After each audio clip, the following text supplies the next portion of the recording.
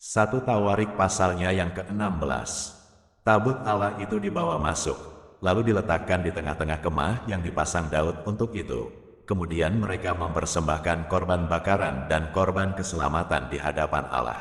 Setelah Daud selesai mempersembahkan korban bakaran dan korban keselamatan, diberkatinyalah bangsa itu demi nama Tuhan. Lalu dibagikannya kepada setiap orang Israel, baik laki-laki maupun perempuan, kepada masing-masing sekeping roti, sekerat daging, dan sepotong kue kismis. Juga diangkatnya dari orang Lewi itu beberapa orang sebagai pelayan di hadapan tabut Tuhan untuk memasyurkan Tuhan, Allah Israel, dan menyanyikan syukur dan puji-pujian baginya. Kepala ialah Asaf dan sebagai orang kedua ialah Zaharia, lalu Yeel, Semiramot, Yehil, Matika, Eliab, Benaya, Obed-Edom dan Yeel yang harus memainkan gambus dan kecapi, sedang Asaf harus memainkan ceracap, dan Benaya serta Yahaziel, imam-imam itu, selalu harus meniup nafiri di hadapan tabut perjanjian Allah itu. Kemudian pada hari itu juga, maka Daud untuk pertama kali menyuruh Asaf dan saudara-saudara sepuaknya menyanyikan syukur bagi Tuhan. Bersyukurlah kepada Tuhan, panggillah namanya, perkenalkanlah perbuatannya di antara bangsa-bangsa. Bernyanyilah baginya, bermazmurlah baginya, percakapkanlah segala perbuatannya yang ajaib. Bermegahlah di dalam namanya yang kudus. Biarlah bersuka hati orang-orang yang mencari Tuhan. Carilah Tuhan dan kekuatannya, carilah wajahnya selalu. Ingatlah perbuatan-perbuatan ajaib yang dilakukannya, mujizat-mujizat-Ni dan penghukuman-penghukuman yang diucapkannya. Hai anak cucu Israel, hambanya, hai anak-anak Yakub, orang-orang pilihannya. Dialah Tuhan, Allah kita, di seluruh bumi berlaku penghukumannya. Ia ingat untuk selama-lamanya akan perjanjiannya, akan firman yang diperintahkannya kepada 1000 angkatan, yang diikatnya dengan Abraham, dan akan sumpahnya kepada Ishak. Diadakannya bagi Yakub menjadi ketetapan, bagi Israel menjadi perjanjian kekal. Firman-Nya, kepadamu akan kuberi tanah Kanaan sebagai milik pusaka yang ditentukan bagimu.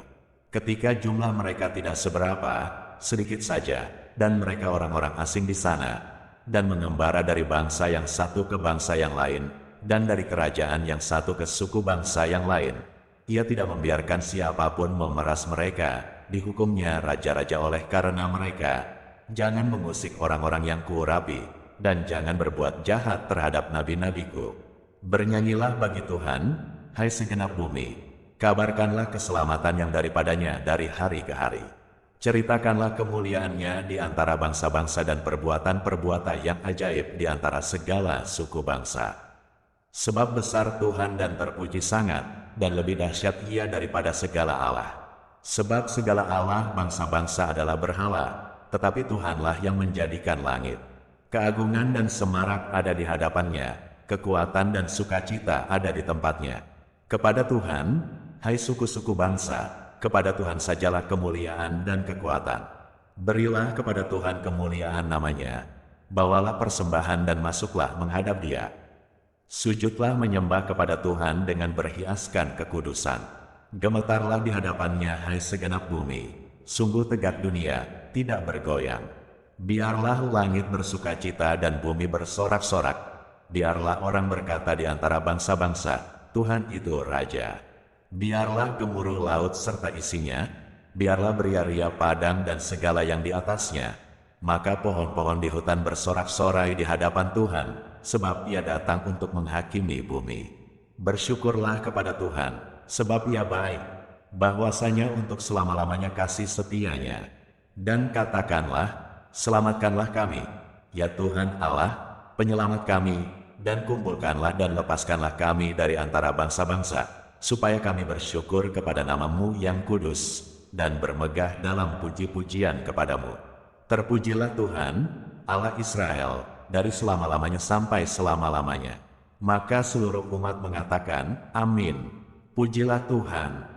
Lalu Daud meninggalkan di sana di hadapan tabut perjanjian Tuhan itu Asaf dan saudara-saudara sepuaknya untuk tetap melayani di hadapan tabut itu seperti yang patut dilakukan setiap hari. Juga Obed-Edom dan saudara-saudara sepuaknya yang 68 orang itu. Obed-Edom bin Yedutun dan Hosa adalah penunggu-penunggu pintu gerbang.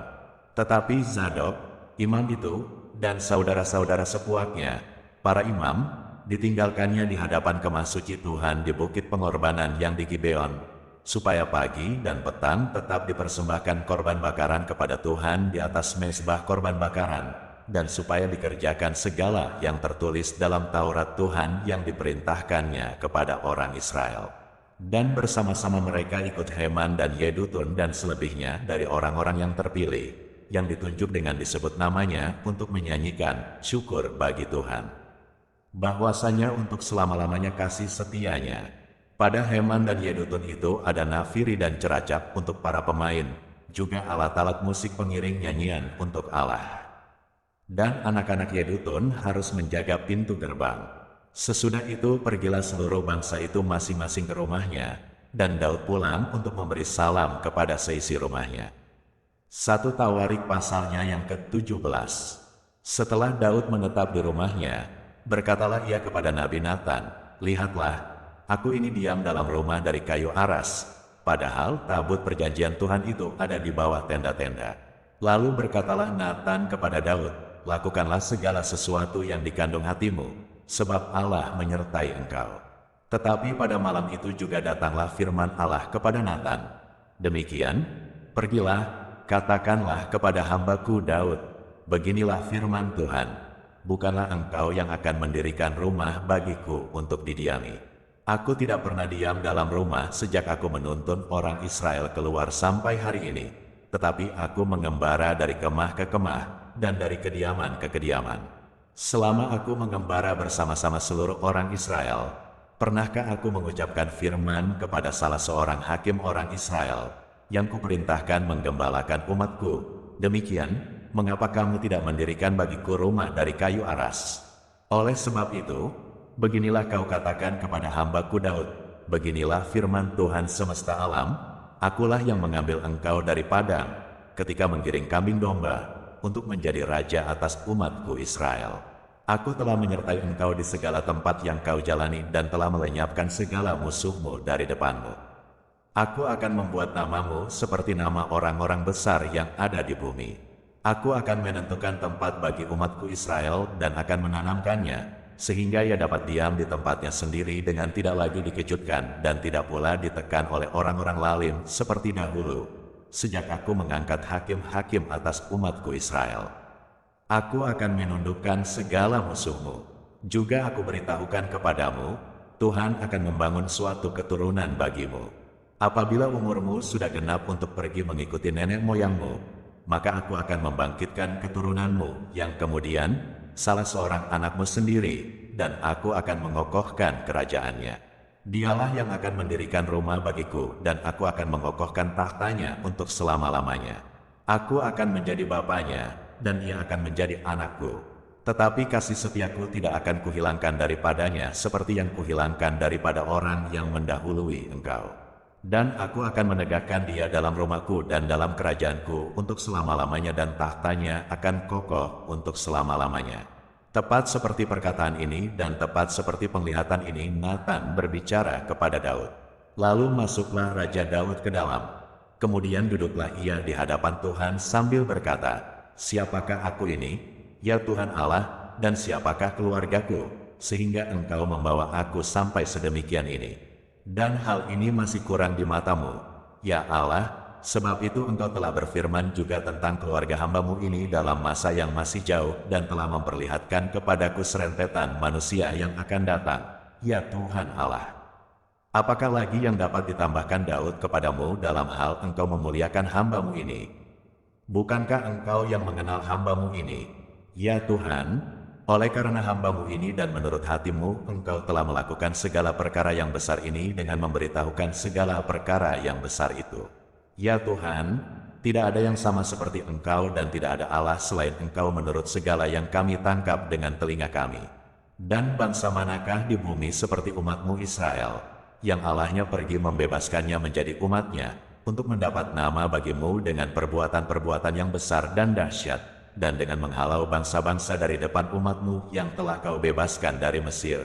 Engkau telah membuat umatmu Israel menjadi umatmu untuk selama-lamanya dan Engkau, ya Tuhan, menjadi Allah mereka. Dan sekarang, ya Tuhan, diteguhkanlah untuk selama-lamanya janji yang Kau ucapkan mengenai hamba-Mu ini dan mengenai keluarganya, dan lakukanlah seperti yang Kau janjikan itu.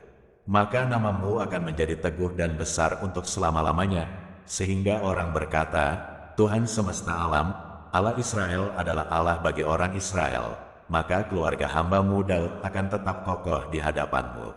Sebab Engkau, ya Allahku, telah menyatakan kepada hamba-Mu ini, bahwa Engkau akan membangun keturunan baginya. Itulah sebabnya hamba-Mu ini telah memberanikan diri untuk memanjatkan doa ke hadapan-Mu.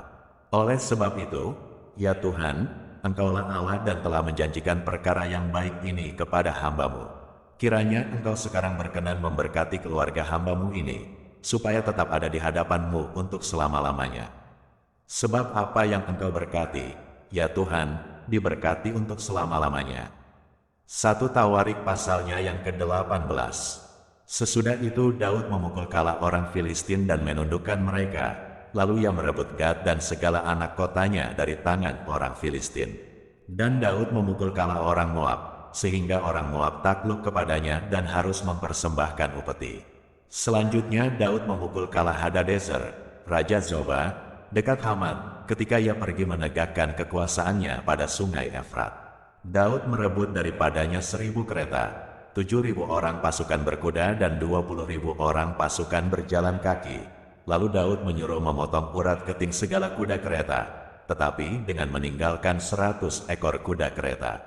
Lalu orang Aram dari Damsyik datang menolong Hadadezer, Raja Zoba. Tetapi dari antara orang Aram itu Daud menewaskan 22.000 orang. Kemudian Daud menempatkan pasukan-pasukan pendudukan di daerah orang Aram dari Damsyik, dan orang Aram itu menjadi budak Daud yang harus mempersembahkan upeti. Tuhan memberi kemenangan kepada Daud kemanapun ia pergi berperang. Sesudah itu Daud mengangkut perisai-perisai emas yang dipakai oleh orang-orang Hadadezer, lalu membawanya ke Yerusalem. Dan dari Tibhat dan dari Kun, yaitu kota-kotanya Hadadezer, Daud mengangkut amat banyak tembaga, daripadanya Salomo membuat laut tembaga, tiang-tiang dan perlengkapan tembaga. Ketika didengar tuh, Raja Hamat, bahwa Daud telah memukul kalah seluruh tentara Hadadezer, Raja Zoba, maka ia mengutus Hadoram, anaknya, kepada Raja Daud untuk menyampaikan salam dan mengucapkan selamat kepadanya, karena ia telah berperang melawan Hadadezer dan memukul dia kalah. Sebab Hadadezer sering memerang itu. Dan Hadoram membawa pelbagai barang-barang emas, perak, dan tembaga. Juga barang-barang ini dikhususkan Raja Daud bagi Tuhan, bersama-sama perak dan emas yang diangkutnya dari segala bangsa, yakni dari orang Edom, dari orang Moab, dari Bani Amon, dari orang Filistin dan dari orang Amalek. Abisai, anak Zeruya, menewaskan 18.000 orang Edom di lembah Asin. Lalu ia menempatkan pasukan-pasukan pendudukan di Edom, sehingga seluruh Edom diperbudak oleh Daud. Tuhan memberi kemenangan kepada Daud kemanapun ia pergi berperang.